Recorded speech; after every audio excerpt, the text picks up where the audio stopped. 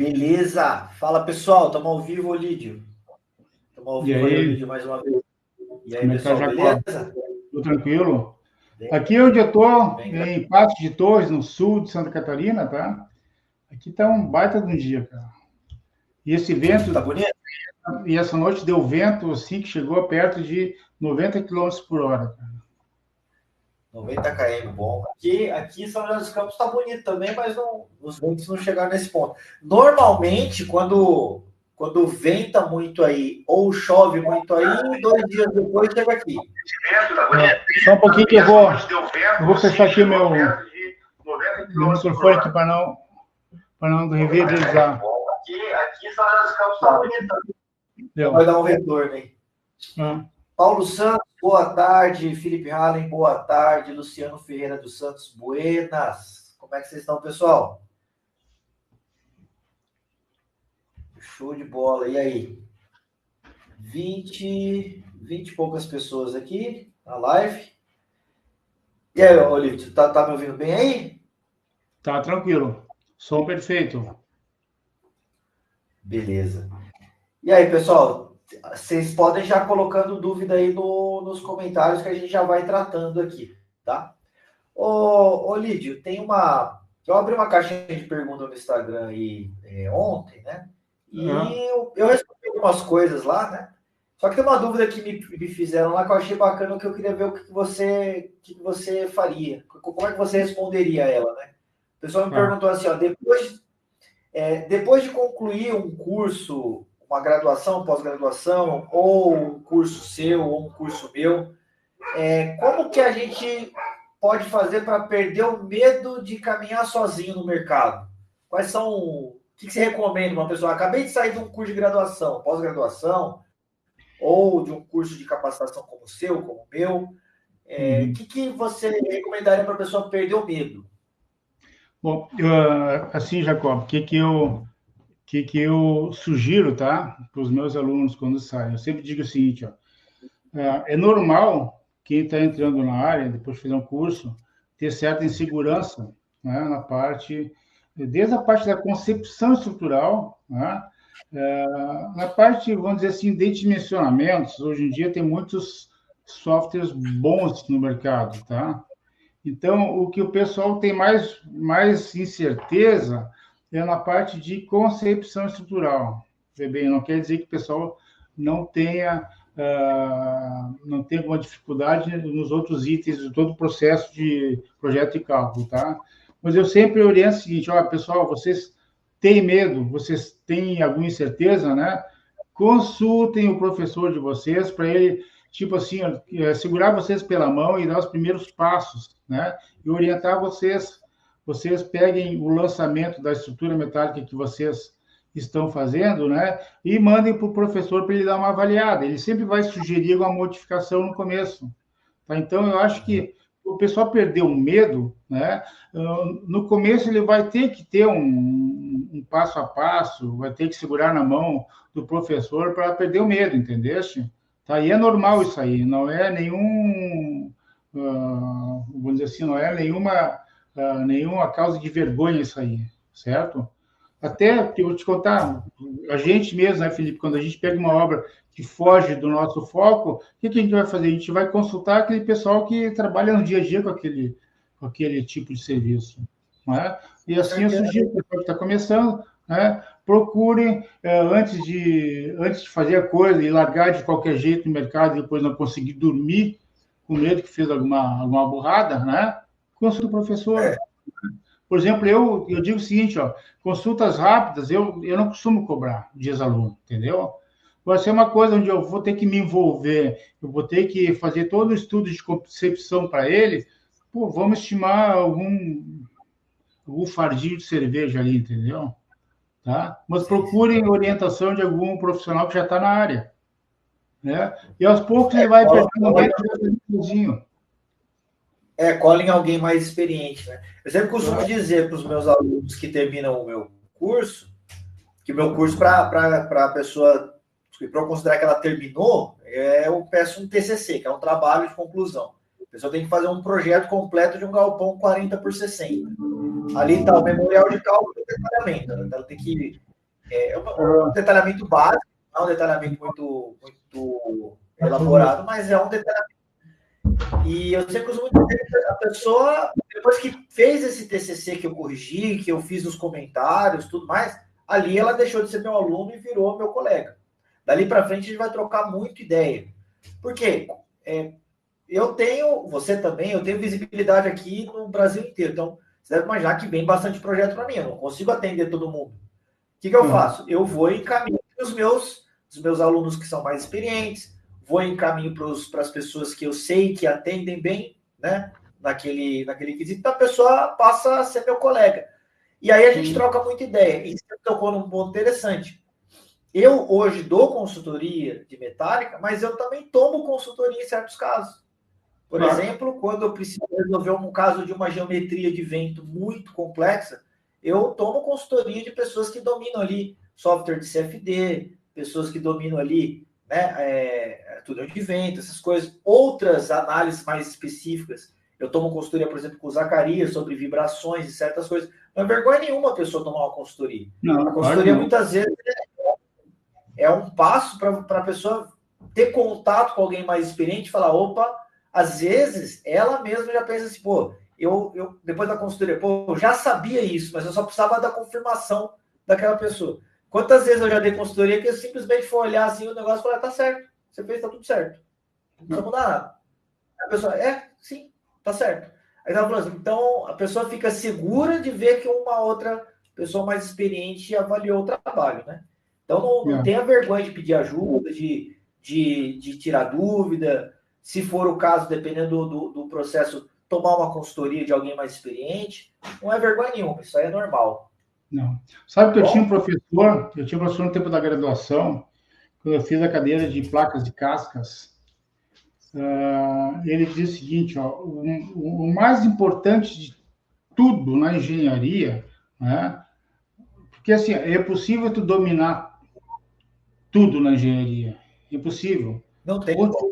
Ou tu te especifica num determinado nicho, ou então tu vai ser um generalista fraco, entendeu? Ele disse, é muito importante, mais importante do que vocês, vamos supor, estudarem algum assunto que vocês não conhecem, que você vai investir em tempo, que vocês vão fazer, de repente, uma vez na vida e nunca mais vão fazer aquilo, né? Mais importante que isso é vocês terem na agenda o telefone de quem sabe fazer, entendeu? Então é isso aí. Não é vergonha nenhuma. Procurem consultoria com quem já é do ramo e já tem alguma certa vivência naquele tipo de projeto que estão fazendo. É isso aí. Outra pergunta que o pessoal fez aqui também, ó, para quem está na graduação especificamente, como tirar o máximo das disciplinas de estruturas, especificamente metálica? Pois é, isso aí eu vou te dizer, Felipe, é uma coisa complicada porque quem está na graduação e não trabalha no nicho, por exemplo, antes de eu entrar na graduação, tá? Eu entrei na graduação em 87, mas eu trabalhava com estrutura desde 77, entendeu? E eu já tinha gente boa que trabalhava comigo ali. Então, eu meio que muita coisa eu aprendi através desse trabalho com esses profissionais, certo? Então, quando eu entrei na graduação, né, eu já tinha as perguntas certas que eu queria fazer, e muitas vezes as perguntas não eram respondidas. Tá? Agora, quem não trabalha na graduação, ele fica refém da inexperiência. Ele vai assumir que tudo aquilo que o professor está ensinando, né, é o correto e é o necessário para trabalhar depois com estrutura. E não é. E não é. Geralmente não é. Tá? Por exemplo, tu pega lá uma cadeira de estrutura de aço, né? Ela, no primeiro semestre, ela é meio termo estrutura de aço e madeira. Pelo menos quando eu fiz era assim, entendeu? Então, geralmente é 80 horas do meio a meio ali, né? Exato. Então, o que eles ensinavam? Olha só, aí que tá, aí entra a parte que eu sou muito crítico na graduação. Por exemplo, tu pega a metade da cadeira de aço, né? Que seria o quê? Seria 30 créditos, eu acho. Não sei. Então, o professor leva 3 aulas só revisando o quê? Revisando conteúdos que eram lá da resistência de materiais, que eram lá do cálculo vetorial, né? Ele fica Sim. revisando como achar o baricentro, como achar o momento de inércia no perfil, como achar o módulo de trabalho, ok? Então, ele perde a metade do tempo fazendo isso, que é um conteúdo que já devia vir sabido lá das cadeias anteriores. Aí, o que sobra o Sim. tempo para ele? Ele vai ensinar a calcular uma peça a compressão, a tração, outra peça a flexão, e vai verificar isso tudo a cortante. Ok, ele calculou um pilar, ele calculou uma viga, né? E deu. Sabe calcular um monte de peça isolada, mas não sabe obter os esforços para chegar nisso. Entendeu? Aí, como é que ele faz para juntar tudo isso aí? Claro, nesse primeiro semestre, ele dá, se sobrar tempo, uma pincelada lá, estudo de vento, ok? Dá uma olhadinha lá na norma 6123, dá uma norma lá na 6120, que é a parte lá de cargas, né? Certo? Mas ele não sabe o que ele vai fazer com aquele material solto. Aí, quando ele vai para o segundo semestre de estruturas de aço 2, né? Aí ele já vai dimensionar o quê? Ele vai dimensionar um poste em perfil de alma cheia, né? Sim. Ele vai ver onde é que são as maiores solicitações, então ele vai dimensionar. Isso Então, aí você está falando em raríssimas faculdades de engenharia civil, talvez chegue nesse ponto. Eu diria que as faculdades de engenharia mecânica, nenhuma chega nesse ponto. Ó, vou falar para você, eu tenho alunos no meu curso, 2 alunos que vieram do ITA, que são formados no ITA. O ITA é aqui perto da minha casa, inclusive. O ITA tem uma grade que eles são os gênios do Brasil.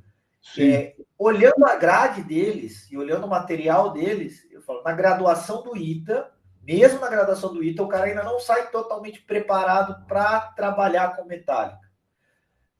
E olha que a graduação do ITA, a estrutura metálica ali, se não me falha a memória, tem mais de 200 horas entre metálica e madeira. Tá? E eles têm bem mais na parte de estruturas de concreto armado. Estou falando do civil, né? Agora, você imagina uma faculdade normal que é 80 horas metálica e madeira. Não dá. A verdade é que não dá para sair preparado da graduação. Graduação, o cara vai saber que o tema existe, vai ter uma ideia de quais normas mais ou menos ele vai usar, e aí, se ele quiser, ele vai ter que se aprofundar. Ou ele vai procurar uma pós, ou ele vai pelos livros, ou ele vai pelos manuais, ou ele vai procurar um treinamento mais direcionado. Porque ele vai sair da graduação com atribuição. Significa que ele está habilitado a trabalhar. Mas isso não significa que ele saiba. E que ele saiba fazer uma coisa adequada no mercado, né? Eu diria que graduação nenhuma hoje, tendo essa experiência com esse pessoal que veio, inclusive do ITA, né? Não sai totalmente preparado. Lógico que um cara do ITA sai 10 vezes mais preparado do que uma pessoa que saiu de uma faculdade normal. Só que mesmo assim, a gente está no ramo há bastante tempo, não sai com todo o preparo ali. Teórico, eles sabem muito de cálculo matricial. Os caras fazem cálculo matricial na mão, os caras são malucos. Eles sabem muito de cálculo matricial, sabem muito de elasticidade, sabem muito a respeito de várias coisas. Mas, que nem você falou, juntar tudo isso e montar ali o conhecimento adequado. Agora eu vou prestar esse serviço. Não. Tanto que, né, é lógico que um cara do ITA, ele sabe estudar sozinho. Na verdade, ele foi selecionado para isso, né? O cara do ITA, ele passou no vestibular, então ele sabe estudar. Esse cara, ele sabe estudar. Que eu acho que é uma ciência em si mesmo. Né? Muito das coisas... Eu acho que todo mundo tinha que ter a possibilidade de fazer um vestibular na vida para aprender a estudar. Como estudar, né? Como estudar por conta própria. Isso é importante. Isso os que querem, né? Os que querem. Porque muitos caras saem da graduação e saem postando coisa na internet. E que eu vou te contar que chega a dar vergonha, né, cara? Eu acompanho aí seus embates aí nas redes aí. Mas, enfim... Tá certo, mas a graduação, hoje em dia não tem nenhuma que prepara. Eu acho, assim, dificilmente na graduação, exceto na civil, eu sou mecânico, né? Exceto na civil, talvez o cara que saia com uma boa graduação, ele sai bem preparado, talvez, para concreto armado, para estrutura de concreto armado simples, pequenos pavimentos, pequenos prédios, talvez, eu não sei dizer, né? Deixa eu te contar uma coisa. Na semana passada, eu fiz uma palestra com o pessoal de arquitetura lá da Universidade de Passo Fundo, alunos do Zacarias, tá? Então, o Zacarias falou, olha, pessoal de arquitetura. Então, eu montei todo o material, né, visando o pessoal de arquitetura. Uhum. Aí, logo no começo da aula, o Zacarias me disse, o pessoal aqui, eles, na cadeira de arquitetura, eu ensino estudo de ventos para eles, ensino a parte de concepção, e eles pré-dimensionam a estrutura. Eu, na hora, tive que mudar o rumo da minha palestra, entendeu?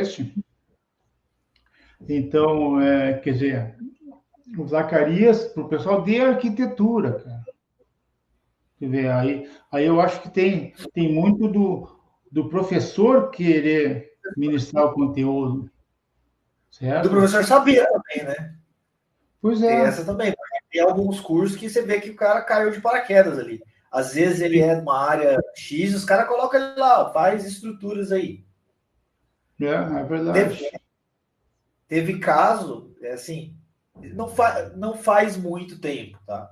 De aluno meu mostrar que o professor estava usando slides meus. Não tem nada contra isso. Podem usar meus slides à vontade. Mas que decreto, né? Não tem problema. Mas você vê que a pessoa estava estudando. O cara na graduação, tendo aula de metálica e usando todo o roteiro. Não tem problema, pode usar. Eu crio para ser usado mesmo. Mas você vê que a pessoa estava estudando com o meu material, entendeu? Então, assim, estava estudando para repassar. Não são todos assim. Não são todos.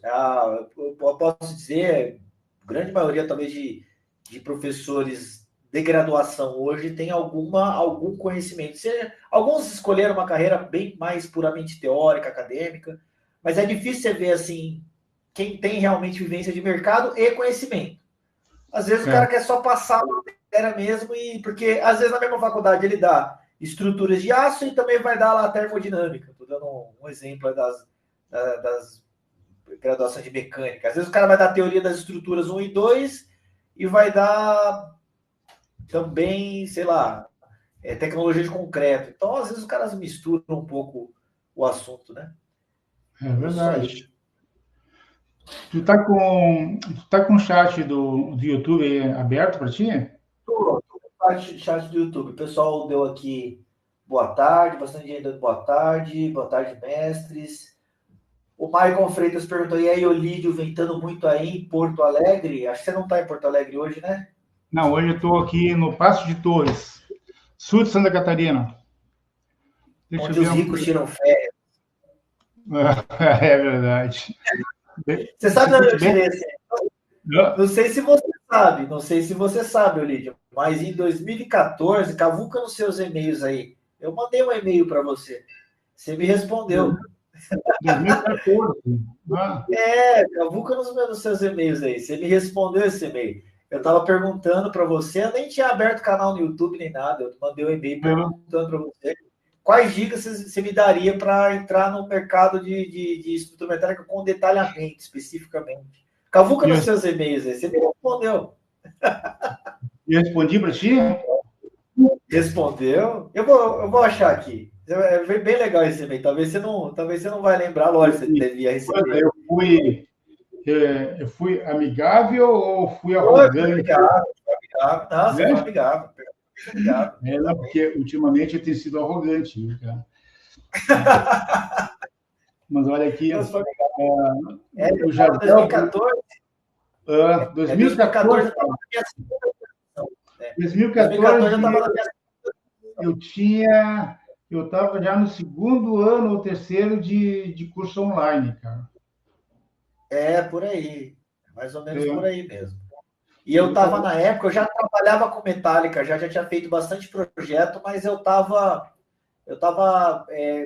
com uma certa dificuldade de detalhamento, de encontrar ferramentas para detalhamento, e estava pensando se eu focava um escritório só em detalhamento ou continuava no cálculo.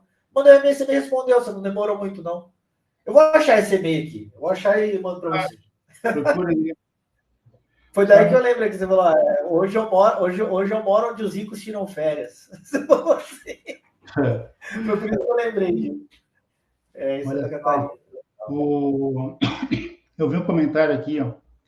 O Jardel Bulhões está dizendo assim: sou engenheiro mecânico e não tive muita coisa em estrutura metálica na graduação. Quase nada, na verdade, diz ele. É normal, né? Normal. Aí o Felipe Felipe Oliveira foi o que fiz quando cursei o curso do Olídio. Muito bom.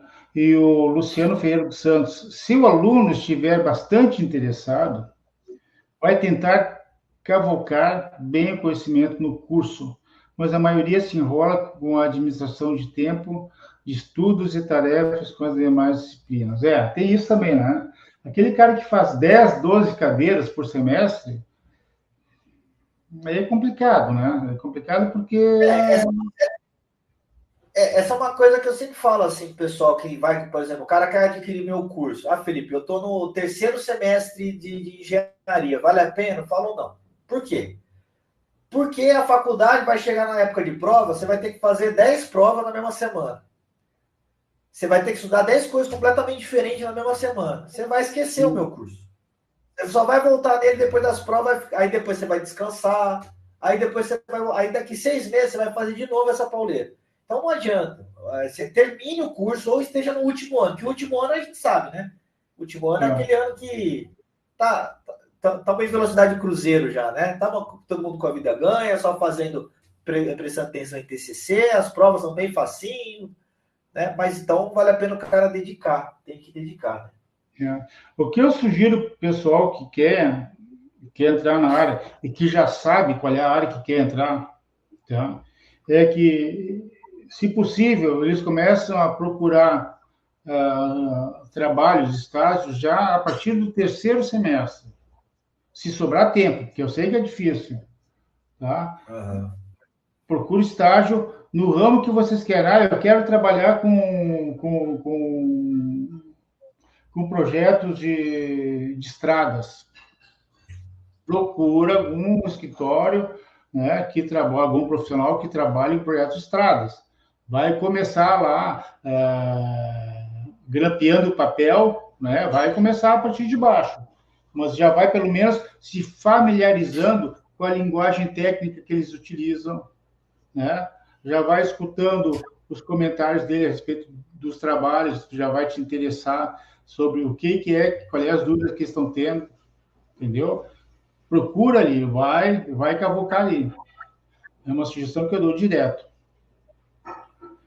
Exatamente. Luciano Ferreira está dizendo assim...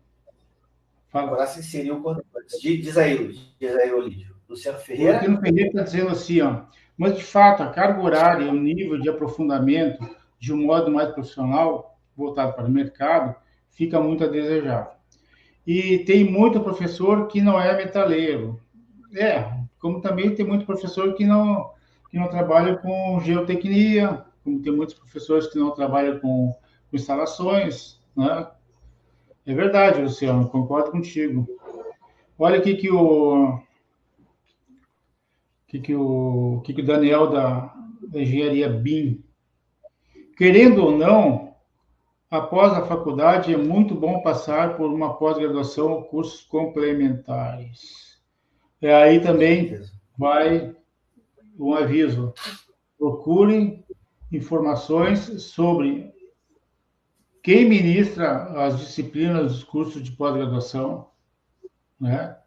Pergunte para quem já fez os cursos de pós-graduação qual o conceito que ele tem daquele curso. Isso é muito importante, tá? Porque hoje em dia tem curso de pós-graduação de tudo que é jeito. De tudo que é conteúdo, né? Esses dias eu vi o curso de pós-graduação de quê? Pós-graduação de modelagem 3D. Não, de detalhamento 3D. Ele tem bastante curso desse tipo, né? Desse tipo. É que não sei, aqui, por exemplo, tem a FATEC, né? Aqui perto de casa tem a FATEC. Aqui ela atende bem o mercado de pessoal que trabalha na aeronáutica. E ali tem cursos se chamam de pós-graduação, especialização em modelagem 3D, em CATIA ou softwares específicos, né? Eu acho que talvez o nome pós-graduação é meio badalado, né? O pessoal gosta de usar o nome, mas é uma pós. Tem que ver também se essa pós-graduação é reconhecida pelo MEC, né? Porque não adianta vocês investirem lá 400, 600 horas envolvido e chegar no final, apresentar o trabalho e tu vai ver cadê o certificado? Cadê E tem assim, eu percebo pelo menos que tem bastante programa de pós-graduação hoje. Não sei dizer se todos são assim, né? Mas assim, o cara monta um programa de pós-graduação e usa uma empresa, uma faculdade como barriga de aluguel, né? Então, tem que ver quem está montando. Às vezes isso é bom ou ruim, não estou criticando o método em si. Então, para mim é indiferente. Mas se tornou meio que fácil você montar um programa de pós-graduação e apresentar para uma faculdade que vai lá e assina lá de acordo com o MEC, e às vezes a faculdade de odontologia lá, mas aí ela assina lá por causa dos documentos que o MEC exige, e o cara que montou aquele programa de pós-graduação, será que ele tem, realmente os professores ali sabem fazer o negócio? Será que eles realmente são professores disso? Ou ele saiu catando gente por aí? Tem que ver, porque eu já recebi proposta e eu neguei. Quando eu vi o programa que estava sendo feito, gente conhecida, não preciso citar nomes, mas gente conhecida, falou, eu quero que você dê aula na minha pós. Não quero. Por quê? Porque eu vi o que estava sendo feito. Então, eu estava montando um negócio totalmente voltado para software. Eu quero que a parte de metálica vai ter 90% lá se ensinando a mexer no zip. Eu não quero isso, cara. Quem é aluno meu sabe, é teoria, depois a gente vai para o software. Não acho legal, acho mais legal o software. Então tem um monte de gente aí que ensina desse jeito. Só que quando você for realmente resolver um problema, você vai precisar da teoria, é isso que eu ensino. Então tem que ver, né? Tem bastante gente entregando o curso de pós-graduação, alguns muito bons nesse sistema, e alguns estão simplesmente aproveitando a onda do momento. Então tem essa, tudo não adianta, né? Tudo tem risco, né, no mercado. Você tem que olhar quem está lá, quem está dando aula. Quem está dando aula, trabalha no ramo. Olha o LinkedIn da pessoa, ele tem postagens de qualidade ali nesse ramo. Então, sim, não, a pessoa, ou sei lá, não tem nenhum histórico no ramo. Então não adianta. Só hoje em dia, já foi a época que diploma tinha alguma diferença. Hoje em dia, cara, não importa muito. Se você foi formado na UniABC ou você formado no ITA, no final das contas, eu sempre costumo dizer, né? Nenhum cliente meu nunca perguntou onde eu me formei. Nenhum.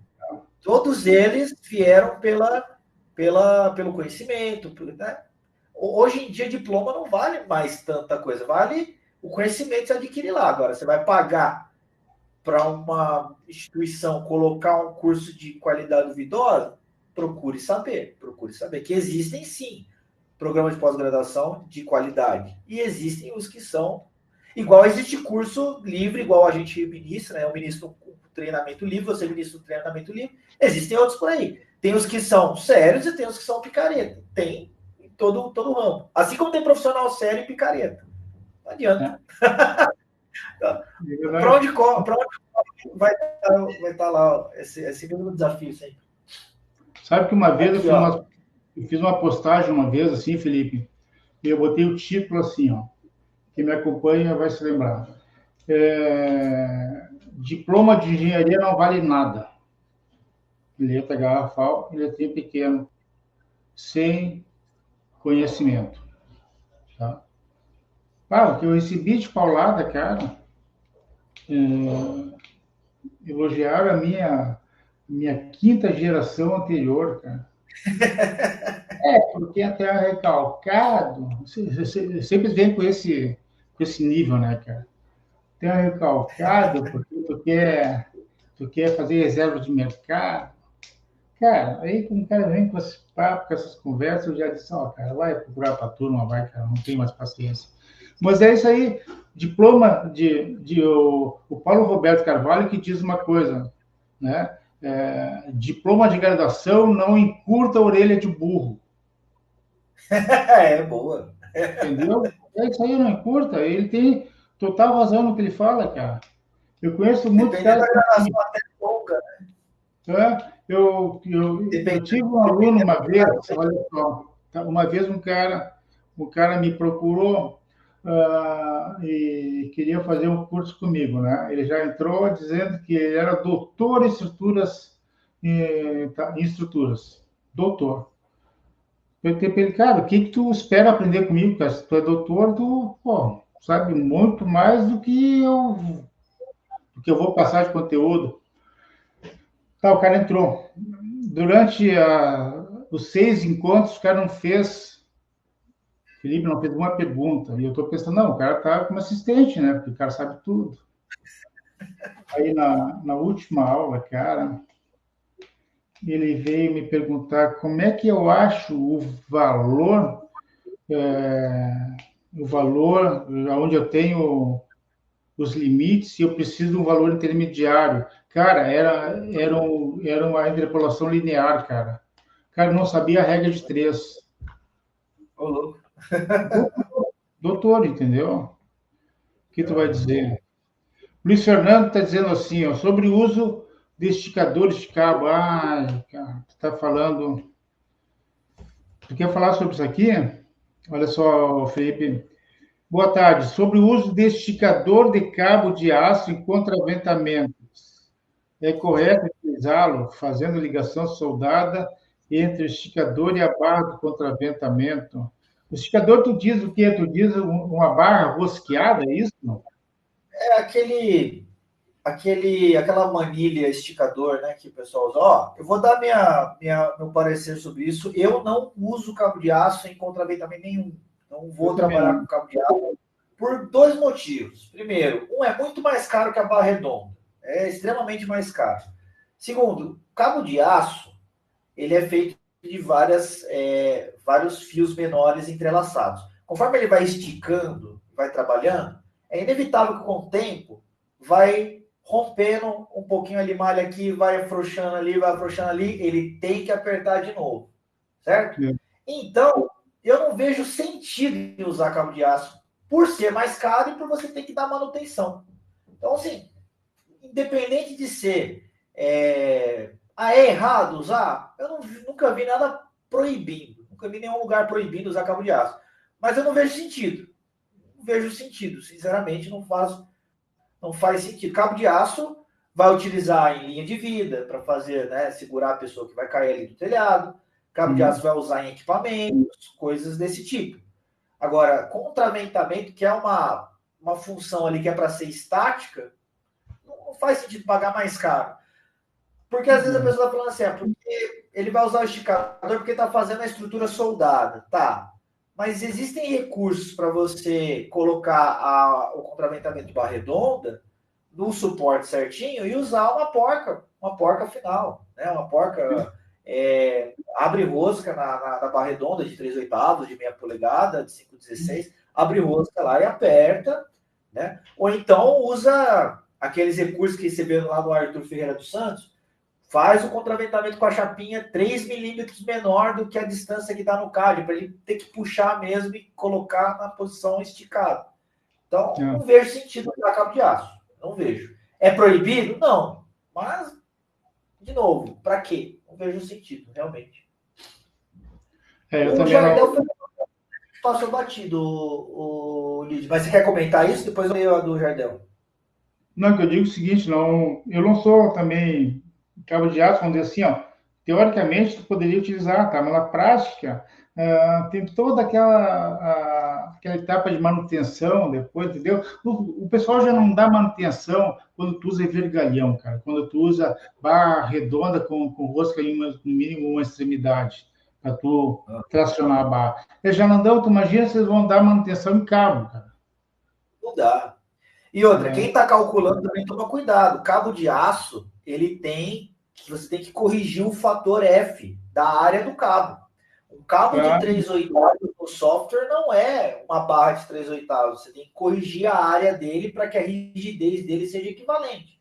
Então, o cabo de meia vai dar lá mais ou menos uma barra de 8 milímetros de rigidez. Então, toma cuidado. Às vezes você pensa assim, vou colocar aqui uma barra redonda de meia polegada aqui no software. Não é a mesma coisa que um cabo de aço de meia polegada. Tem que ver se ele é alma de aço, se ele é alma de fibra, qual é a construção do cabo, se é seal, se é Warren, e assim por diante. Então, assim, fora, assim, não faz muito sentido usar cabo de aço. Não faz sentido pelo preço e pela manutenção, como o Lídio já comentou. E provavelmente a pessoa que está pensando em usar cabo de aço normalmente não se atenta para esse detalhe, que o cabo de aço não é equivalente a uma barra de mesmo diâmetro. Não é. O Luciano Ferreira está dizendo o seguinte, ó, se garantir que o cabo, como contravento, esteja a tração, funciona, mas se inverter o esforço para a compressão, perde a função. Aí que está, Luciano, por isso, tá, é que sempre se faz contraventamento em X, justamente pela inversão de esforços.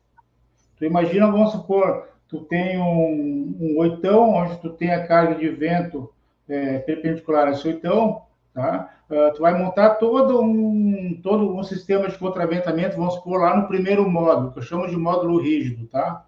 Então, tu vai criar, utilizando, vamos supor, o banzo inferior da treliça de oitão, mais o banzo inferior da próxima treliça adjacente, como sendo os banzos de uma mega treliça que tu vai criar, tá? Nesse modo, no nível do banzo inferior, tu vai dispor montantes, que são peças submetidas à compressão, e tu vai trabalhar com peças submetidas à tração, onde a orientação delas seja dos apoios para o centro todas, tá? Então, aí funciona quando o vento está sob pressão. Quando tu tem, vamos supor, o esforço inverso, né, essas barras que tu dimensionaste a tração não vão funcionar. Por isso que o pessoal faz contraventamento em X, quando tem inversão de esforços. Tá? Concordo contigo que estou falando ali. Ó, o Jardão perguntou, vocês acreditam que se o CREA fiscalizasse mais nossa vida quanto profissional seria bem mais fácil? Fico com a impressão de que conseguiríamos cobrar muito mais sem dar conta de tanto serviço. Eu não sei, não, viu? O CREA fiscalizar, cara, porque assim, ó, quem é que diz que os fiscais do CREA são especialistas no que eles vão fiscalizar? Primeiro. Exatamente. Né? Hoje eles já fazem um trabalho de fiscalização de documento, né? Eles já fazem um trabalho disso aí. E acontece que quando... não sei, ó, a minha sensação é o seguinte, ó, tudo que é...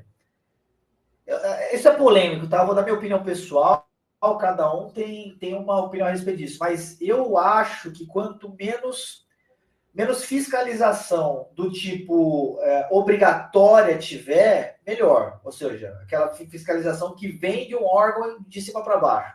Quanto mais os próprios profissionais se organizam em torno de associações, voluntariamente se colocam à disposição da associação para que a associação regule certas práticas de mercado que todo mundo está de acordo, beleza. Agora, o que eu vejo, o CREA é uma máquina política, cara. É uma máquina política. É um órgão que... Por que tem tanta correria para ser presidente do CREA? Porque o cara que está lá, o cara tem uma influência política em outras áreas, outras esferas. E ele vai estar com muito dinheiro na mão. Cada RT é no mínimo 96, 95 reais, não sei quanto é que está aí no estado de vocês. Mas cada RT assinada é que nesse o médico estivesse dando lá uma receita aqui de pirona para você. Ele deu aquela receita de cobrar, o Conselho de Medicina cobrasse tanto dele. Então, assim, tudo que é uma máquina gigantesca com um viés político desse tamanho, não vai servir para nós, cara. A gente vai ser a massa de manobra deles, não é que eles vão vir para nos servir. Então, assim, eu sou a favor de pulverizar isso. Para mim, nem tinha um CREA regional. Para mim, tinha várias associações profissionais que os próprios profissionais se organizassem livremente. Mas pode ser que eu esteja viajando, mas eu não sou sou analista político aqui, mas eu acho que seria melhor. Deixa eu contar o caso que eu fui protagonista aqui, tá? Aqui no município onde eu tenho a casa aqui na praia, Passo de Torres, tá? Ele é divisa com o Rio Grande do Sul, com a cidade de Torres, no Rio Grande do Sul, tá? Então, a divisa é feita através do rio Mampituba, certo? O rio Mampituba tem ali um vão de 100 metros, eu acho. Em 2023, aconteceu um sinistro numa ponte pêncil aqui, que ela caiu, tá? E que era no carnaval, caiu um monte de gente dentro do rio e teve óbito de um rapaz ali. Bom, essa ponte ficou interditada durante um bom tempo, antes mesmo de... Claro, ficou interditada porque estava caída, tá? Mas um dia eu passando por uma outra ponte próxima a essa, que é uma ponte rodoviária, né? Eu me dei por curioso, encostei o carro junto à margem e desci até a margem embaixo da ponte e fui observar aquela ponte. E vi que os perfis que davam contenção lateral, o tombamento do conjunto, simplesmente não existia mais perfil, porque aqui é uma zona que tem muita maresia, tá? Então, os perfis que eram perfis is, eles já não tinham mais mesa superior, não tinha mesa inferior, tá? As almas já estavam totalmente corroídas. Eu fiz uma série de fotografias e mandei uma sugestão para a Prefeitura de Pastores, Prefeitura de Torres, para as secretarias de obras e para os vereadores das duas cidades. No seguinte conteúdo, né? Eu dizendo que eu me identifiquei como profissional de engenharia estrutural, né? E eu fiz uma avaliação visual, né? E eu estava sugerindo para eles contratarem, né, uma perícia por profissionais qualificados para fazer uma avaliação da segurança daquela ponte. Eu não me ofereci para fazer, tá? Eu estava sugerindo. E eu sugeri, então, que antes até de contratarem esse profissional, que eles limitassem o tráfego, né, em veículos de 3,5 toneladas, que seriam as vans, né? Por ali passavam caminhões, cara, caminhões carregados com carga de cimento, areia, tá? Eu fiz isso aí durante um tempo, eu esperei, não tive retorno. É simplesmente sentar em cima do meu material. Aí o que eu fiz? Eu peguei esse mesmo laudo, acrescentei alguns itens e mandei para o Ministério Público de Santa Catarina. O Ministério Público de Santa Catarina também deu recebido lá no e-mail e sentou em cima também, tá? Porque o que acontecia? Essa ponte, ela era responsável por 86% da economia de Passo de Torres. Então, ali passava caminhões, passavam mercadorias, passavam pessoas, né? Enfim, gerava 86% da economia passava por ali. Então, eles não tinham interesse nenhum que aquela ponte fosse, vamos dizer assim, fosse bloqueada, certo? É que aí o prefeito não deu a mínima, aí eu fiz uma analogia com o filme aquele, O Tubarão, não sei se alguém viu. O que aconteceu quando o prefeito da cidade lá soube que tinha tubarão, tentou esconder, porque os tubarões iam afugentar os turistas da cidade e a economia ia parar, teoricamente. Então, foi mais ou menos isso que eu imaginei que aconteceu aqui. Bom, não aconteceu nada. E aí, mais um tempo eu esperei. Um dia eu estou conversando com um ex-colega meu lá da imprensa, que eu trabalhei 30 anos na imprensa, né? Então eu conheço muita gente desse meio.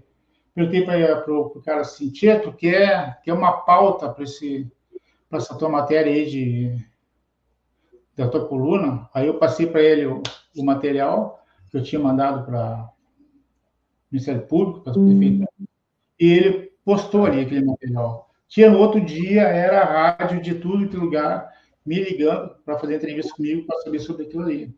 E foi aí, então, que as prefeituras resolveram tomar alguma atitude. O que eles fizeram? Eles simplesmente reduziram o espaçamento lateral para os carros passar. né? Ou seja, Para eles reduzir a velocidade. que os veículos que passassem ali fossem veículos leves. Tá? Então, eu acho o seguinte, por que eu estou falando isso aqui? Não adianta, por exemplo, o CREA fiscalizar, porque o fiscal do CREA, ele não vai entender de pontes, pode até, porventura, entender, tá? Mas ele não vai entender de tudo que envolve engenharia. Então, cabe a nós, engenheiros, né, e especialistas, né, alertar e denunciar as coisas que a gente vê errado. Acho que funciona mais do que se o CREA fosse fazer. O CREA não vai fiscalizar, pessoal. O CREA só trabalha sob denúncia. Só sob denúncia. Exatamente. Entendeu? Exatamente. E além disso, tem aquela questão, né? Se não é interessante para a prefeitura interditar a ponte, se o cara for lá do CREA, ele também não vai. A prefeitura também vai barrar o cara ali. Que nem você falou, você tem que fazer um alarde na mídia para que, por uma questão de capital político, eles agissem. Como o negócio, né, subiu a um nível que todo mundo vai ficar sabendo, e vão falar mal do prefeito, e na próxima eleição o cara não vai se eleger. Aí ele faz o quê? Ele corre para resolver. Esse pessoal só se move na base de política. Eles são políticos, por natureza. Então, eles fazem o quê? Eles sabem fazer política. O pessoal do CREA, na minha opinião, eu não conheço nenhum agente do CREA, mas quem está lá no alto escalão sabe fazer engenharia. Eu sempre digo uma coisa, ó, dentro de empresas privadas, você tem o pessoal técnico e você tem o pessoal que é de alta chefia. São duas ciências diferentes. Saber crescer na empresa é uma coisa e saber fazer a coisa é outra coisa, é outra ciência. Geralmente, quem sabe crescer na empresa, cresce sabendo fazer política dentro da empresa. Mesma coisa esse pessoal. Eles entram dentro do CREA via, não sei se é concurso, se é contratação, não sei o que é, mas crescer lá dentro é via política. Então, esses caras sabem fazer o quê? Sabem fazer política. Sabe fazer engenharia? Não. E vai botar um cara que sabe fazer política para fiscalizar a gente? Não faz sentido, gente. É a minha opinião. Tá claro que cada um tem a sua, mas eu acho que o caminho deveria ser cada vez mais associações livres das pessoas, dos profissionais, fazendo livremente associações reguladoras daquele ramo. Aí sim, aí fica legal. O Zacarias está dizendo o seguinte aqui, ó, Felipe. American Society, o Civil Engineering ASC. Tá? Um exemplo de associação e a certificação é dada por outra entidade. Ou seja, alguma coisa na direção daquele projeto que a gente está namorando ali, viu, Felipe? Sim. Tá? Aquele projeto, isso aí. O pessoal vai ter alguma novidade por aí. Você vê, eu acho que ele falou, a ISC, até onde eu sei, não é uma coisa estatal, né? Que nem ele falou, BSC não é uma coisa estatal. Esse negócio, aqui no Brasil é tudo meio, né? Tudo acaba sendo meio... Ó, você vê, por exemplo, no ISC, o pessoal que é o alto escalão lá, era tudo cara que tem publicação, o cara é da área de estrutura, o cara publica livros, publica... Organização civil, né? Agora no CREA, sei lá, o cara aparece de vez em quando vai fazer a eleição do CREA pedindo para você voto. É assim, esse é o Brasil. País cartorial, o Zacarias está falando, exatamente. Infelizmente, esse meu. Exatamente. Galera, ó, de novo, quanto menos minha opinião, quanto menos o Estado tivesse ingerência sobre a nossa vida pessoal e profissional, melhor. O Estado não sabe fazer nada, sabe fazer política, só política. Eu também botar política para a pessoa técnica não funciona. Eu também sou a favor do Estado mínimo, viu? São questões aí, eu sei que vai entrar em questões políticas que nem todo mundo concorda, mas é a posição, acho que, de bastante gente. Tem mais dúvida aí? Ó, o Diego Fabiano falou, torres estaiadas usa cabo de aço. Pode substituir por barras redondas? Eu não veria nenhum impedimento. Se bem que eu não sou especialista em torre estaiada, mas eu acho que se usa cabo de aço justamente porque tem manutenção frequente essas torres, né? E essa manutenção, e aí cabo de aço fica mais fácil fazer a manutenção. Se você vai fazer a manutenção com o esticador, cabo de aço, fica mais fácil fazer a inspeção. Mas eu não veria estruturalmente nenhum impedimento estrutural para fazer com barro redondo. Né? Mas, pessoal, postem as dúvidas para a gente poder comentar. Na segunda live eu deixei um falou. Na segunda live eu deixei um comentário referente à qualificação profissional sobre a iniciativa da BES a respeito de uma certificação de profissional, tipo de selo. A gente, na verdade, estamos estudando isso aí e a gente estava até elaborando um projeto aqui, eu e o Oli, sobre o assunto. A gente vai ter mais informação quando souber mais sobre isso aí, tá? Certificação da BES, tá? Nos USB leva projeto e passa a revisão, seria por cada município. É isso aí. E aí que está aí, o Zacarias, no município, quem é que avalia? O município deve ter algumas pessoas que são terceirizados deles, porque eu não imagino que eles vão contratar vários profissionais, né, para trabalhar em projetos específicos que, vamos supor, que não sai todo dia. Né? Vamos supor, a prefeitura de Porto Alegre vai contratar o Zacarias quando tiver trabalhos do nicho que o Zacarias faz. Exatamente. Né? Sim, engenheiro Sênior, isso aí. Isso aí.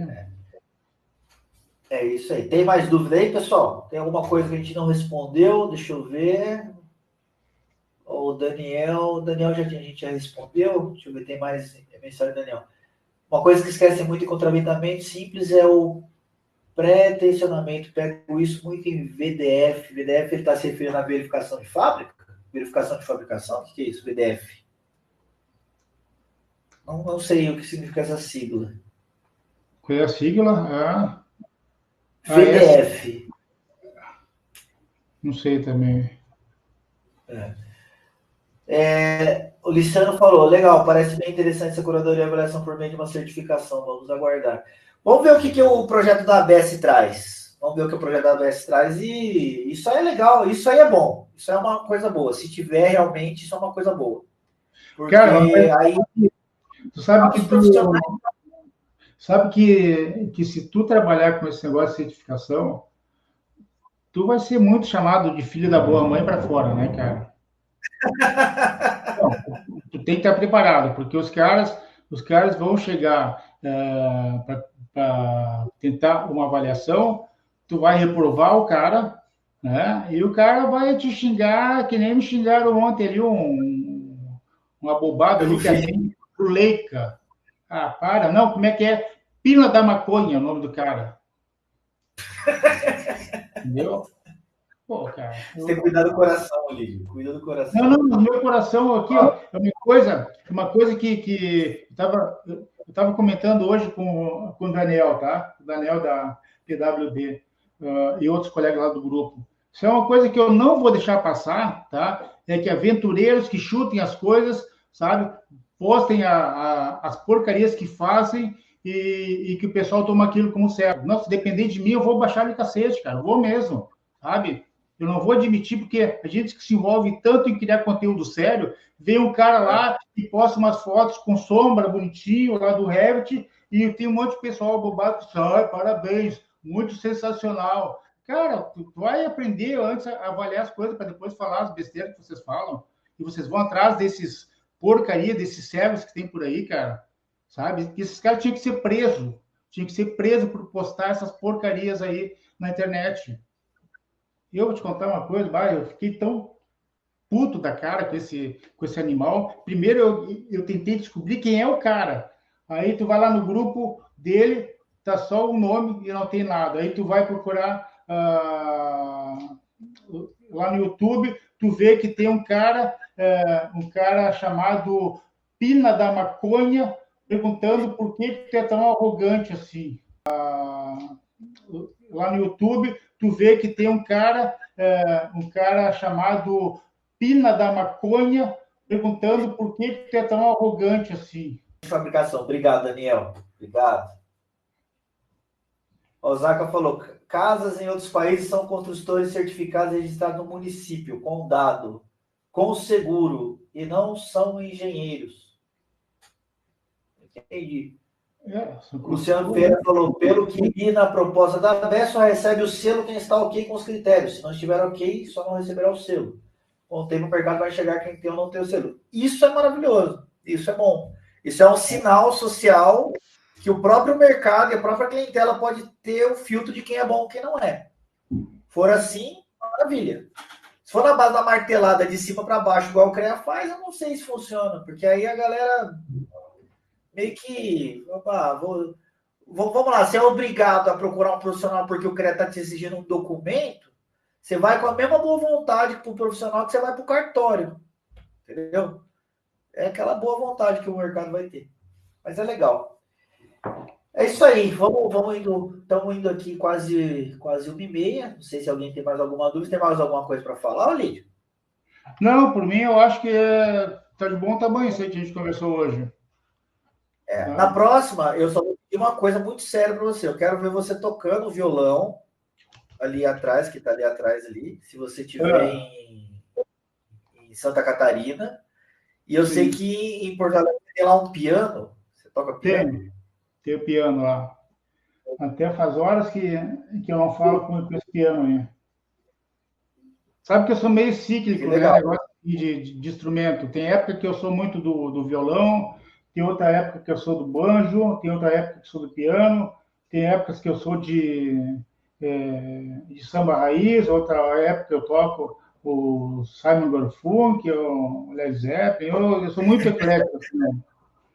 Aí tu vai me perguntar, bem isso, eu não toco bem nada, mas eu tento, né? Não, mas a gente podia fazer na live que vem aí, os últimos 5 minutos, uma palhinha sua, pô. Quem é muito bom na guitarra é o Daniel Ferraz, sabe disso, né? Ah, é? O Daniel é guitarreiro? É metaleiro e guitarreiro, então. Não, ele é gente grande, cara. Ele vai bem na guitarra, cara. Que legal, que bacana. Eu quero ver uma palhinha de vocês aí. Galera, fica aí, ó. Para quem ainda não se inscreveu, se inscreve no canal. Quem não segue a gente lá no LinkedIn, no Instagram, no LinkedIn para você ver o Olídio descascando o pessoal lá.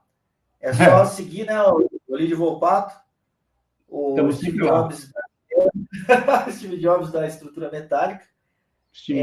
No Instagram, me segue lá no Instagram. Estou voltando para o Instagram agora, fazendo algumas postagens, ver se me ajuda a dar um boost naquele perfil, porque o Instagram é uma ferramenta ainda que é um mistério para mim. Tem coisa que eu posto besta lá que dá uma hype ferrado. Tem coisa que eu falo, nossa, isso aqui no LinkedIn, no YouTube ia bombar. Chega lá, ninguém dá bola. Coisa assim. Né? Mas vamos lá, me ajuda aí, tá bom? Tem aula daqui a pouco, Carlos Augusto tem aula sim. Tem aula sim, a gente faz as aulas práticas de software. Tá? Daqui a pouco a gente vai sair. Galera, abraço. Um abraço.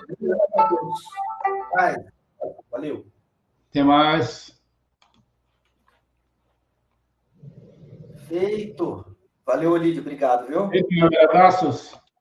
Um abraço. Valeu. Tchau.